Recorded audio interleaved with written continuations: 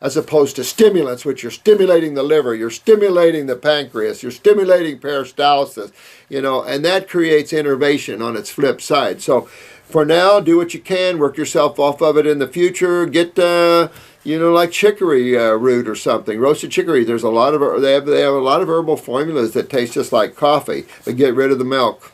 Dump that milk. If you're making that milk, coffee tastes good with the milk, dump them both. I am Sabotage Man. I don't want to do cold turkey on the coffee. I love coffee. Well, then a mate as well, but tea is too. Yeah, you work to a tea or get a tea that tastes like coffee. Roasted chicory roots taste like coffee. There. How about honey? Yep, you could use honey. I have no problems with honey. It is okay. A lot of people think it's bee vomit, which, however it is. A lot of people have negative aspects of honey. I know a lot of villagers that die for it, but then again, they don't have access to a lot of fruits and berries and things that are other sweet for them as opposed to honey. But I'm not opposed to honey. I personally have burned out on it. I mean, I eat it. I appreciate the honey from Switzerland. Super good honey. Moving to Idaho, appreciate all that honey, and I've been nipping on it. But those are good honeys.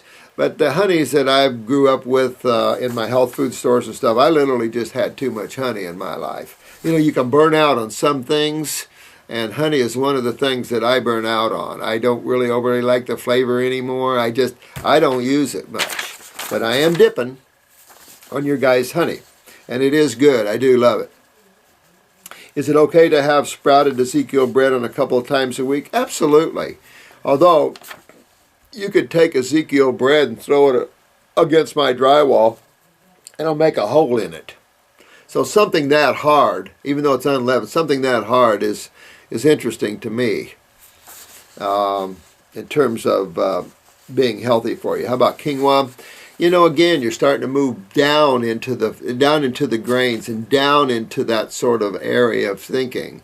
You might have a lot of fungus. If you have sulfur, you have a lot of fungus, sweetheart. So go after that fungus, and you won't be asking about quinoa and Ezekiel breads and stuff. But a little bit of that, there's nothing wrong with a little bit of that once in a while. If you're detoxing, make that very infrequent. In other words, once a week or twice a week as a pat on the shoulder. Look what I did. I hate to think it in that way because we do treat and, develop those kind of habits. But whatever we can do to break the bond of this conditioning and this misinformation that's packed in our conscious minds or in the causal body, we've got to undo that and wrap it with truth. So do the best. I'm not perfect either, so do the best there. But when you're detoxifying, that's when you need to shinny up and get a little better on your focus. And you're all going to find that. As much judgment as some of you made toward me, you're going to find that in your lives here. Only 1 or 2 people in the world can claim they've been all raw and nothing cooked whatsoever for 10 years, 15 years, 20 years. I did it for about 15, but I can tell you, it just, and if you become worldly, if you live in a cave, no problem. Can I eat it with veggies? Quinoa? Yeah, absolutely. How about almond milk for my smoothie? See, you're asking about all the things that I would say yucky to.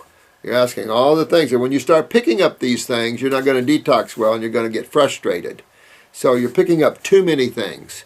And I'm the reverse. When you ask me about that, I'm going to actually turn this around on you, sweetheart, and say, you know what? Why don't you shuck all this and do better? Why don't you get more fruits, berries, and melons, and then maybe a salad a day and try to go all raw? I mean, I don't know where you're at in detoxing and the like here, but if you really want to get deeper into your body, you've got to let these things go and make them once a week type thing. It's just kind of one of those happy meals that you did it. However, the taste of a big bowl of fruit for me far exceeds a bowl of quinoa.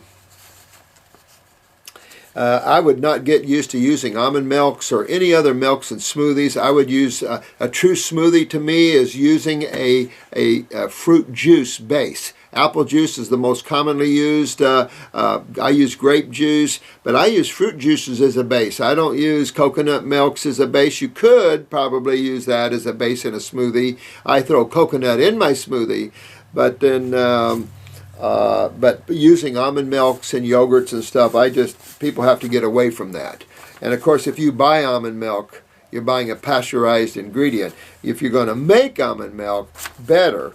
But again, you're talking about very concentrated milk, you know, and very concentrated milk. And so you have to be careful about these highly concentrated protein type drinks, especially if you're in pain or you're hurting or you're full of mucus and stuff. Detoxify yourself and then introduce that in minute amounts in your life and you'll be good.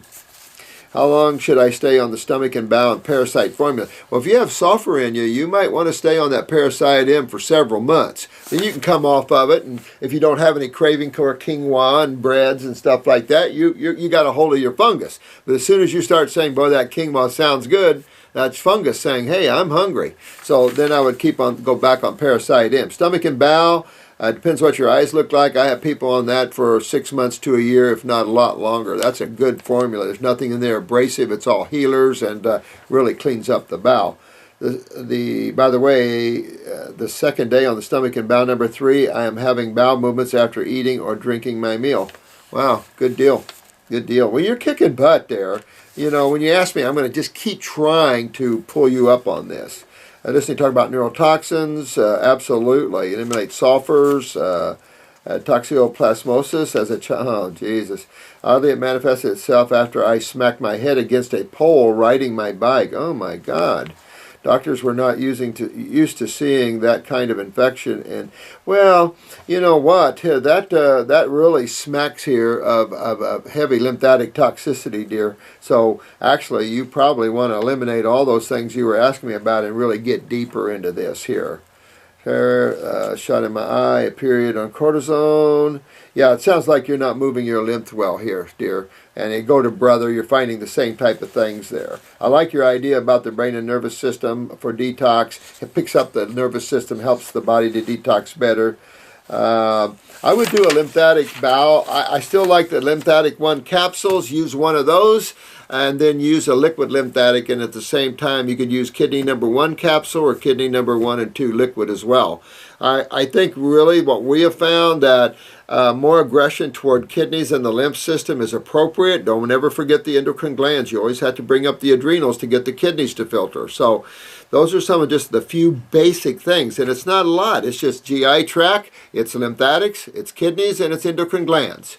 That's the Fab 4. That encompasses the bulk of the human body, reaching into nervous systems and everything else. So appreciate your post. I'm going to have to break it here, unfortunately, and write this up so Chris can get it on for you. And thank you so much for your questions. I apologize for those that I'm just not getting to. Please, if you're suffering, call in here. We'll help you the best we can. We have staff that has to answer the phone that's not well informed, so don't get upset at us. We have some of the new guys there. They're answering the phone, trying to help answer phones. So hang in there. We're going to help you all.